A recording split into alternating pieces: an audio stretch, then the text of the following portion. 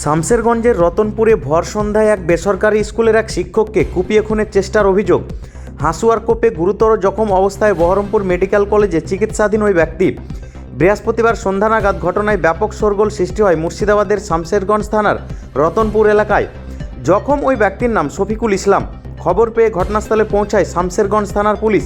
কে বা কারা ওই ব্যক্তিকে আকস্মিক আক্রমণ করেছে তা এখনও স্পষ্ট নয়। পরিবারের লোকজনের অভিযোগ, বাড়ি থেকে বেরিয়ে নামাজ পড়ার উদ্দেশ্যে মসজিদের দিকে যাচ্ছিলেন শফিকুল ইসলাম নামে ওই শিক্ষক। তখনই কার্যত দুষ্কৃতীরা আকস্মিক হামলা করে তার উপর। ঘটনাস্থলে কার্যত রক্তাক্ত হয়ে লুটিয়ে পড়েন তিনি। বিষয়টি নজরে আসতেই তড়িঘড়ি তাকে উদ্ধার করে নিয়ে যাওয়া হয় স্থানীয় একটি বেসরকারি হাসপাতালে। যদিও পরিস্থিতি অত্যন্ত আশঙ্কাজনক হওয়ায় তাকে বহরমপুর মেডিকেল কলেজে রেফার করা হয়েছে। সন্ধ্যা নাগাদ শিক্ষকের উপরে দুষ্কৃতীদের আক্রমণের ঘটনায় ব্যাপক শোরগোল সৃষ্টি হয়েছে এলাকা জুড়ে। পুরো ঘটনার তদন্ত করে দেখছে শামসেরগঞ্জ থানার পুলিশ।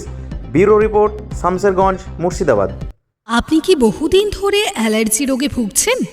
অনেক জায়গায় অনেক ডাক্তারবাবুকে দেখিয়ে ওষুধ খেয়েও কোনো সমাধান পাননি?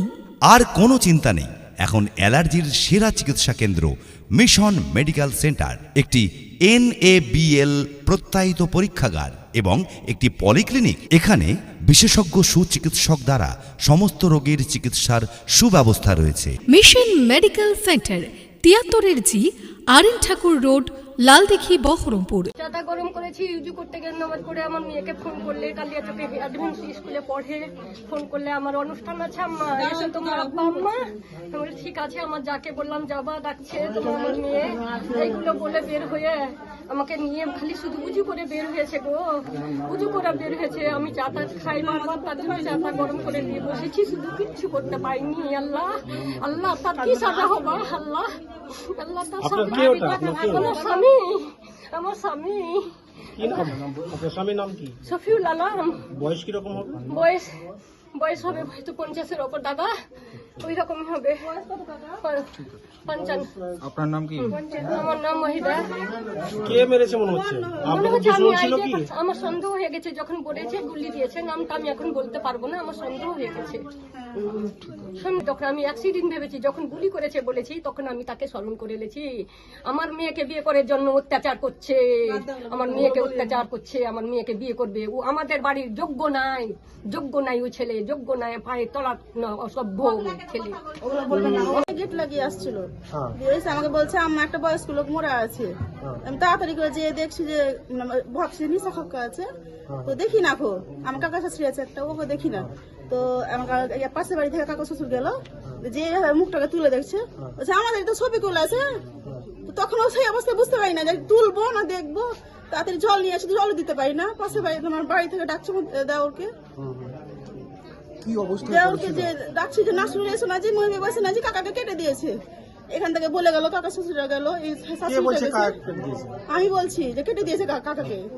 মানে কে কেটেছে দেখিনি তো, দেওরকে বলছি যে কাকাকে কেটে দিয়েছে এসো। মানে কথা সেই সময় তো বলতে পারি না, দেখছি যে এগুলাতে রক্ত, পুরো শরীরে রক্ত, এইটা কাটা আছে। সঠিকভাবে বুঝতে পারি না কোন জায়গাটা কেটেছে, এখান থেকে আছে, এখান থেকে কেটে রেখেছে। কি মনে হচ্ছে যে কেউ হাসা দিয়ে মেরেছিল? হাসা দিয়ে কাটা আছে মনে হচ্ছে, ছেনে টেনে দিয়ে কাটে, চাকু দিয়ে নাই, এরকম কুপিয়ে দেওয়া আছে। একবার মারেছে না 2-3 বার আছে মনে হচ্ছে, 2-3 বার আছে। মানে আমি নেড়ে দেখিনি, যেহেতু ভয় লাগছে একটু রক্ত দেখে, এরকম ভাবে দেখেছি। বয়স কিরকম হবে? বয়স হবে 48-50 হবে এরকম। নাম কি? নাম শফিকুল। এটা কোন জায়গা? এটা রতনপুর বাগানবাড়ি। কোথায় যাচ্ছিল রাস্তা দিয়ে? নামাজ পড়তে যাচ্ছিল, উঁচু করে বাড়ি থেকে নামাজ পড়তে যাচ্ছিল। মসজিদ যেতে পারিনি, নামাজই পড়তে পারিনি। আপনার নাম? আমার নাম মুসলমান আজম। কি বললেন? হ্যাঁ কি বললেন? আমি হ্যাঁ, উজু করে কি? উজু করে নামাজ পড়তে যাচ্ছিল মসজিদে। কে? ওই যে আমার দেবরটা। যাকে কেটেছে? কে হ্যাঁ, কেটেছে জানতে পেরেছেন? না আমি তো ঘর থেকে বের হয়নি, আমি জানতে পারলাম না। পরে কে বললো এসে যে এইভাবে কেটে ফেলে দিয়ে করেছে, ফেলে রেখেছে। এখন কোথায় আছে? এখন হসপিটালে। হসপিটালে নিয়ে গেছে? কি অবস্থা রয়েছে এখন? আমি তো দেখিনি, যারা দেখেছে ওদেরকে বলো।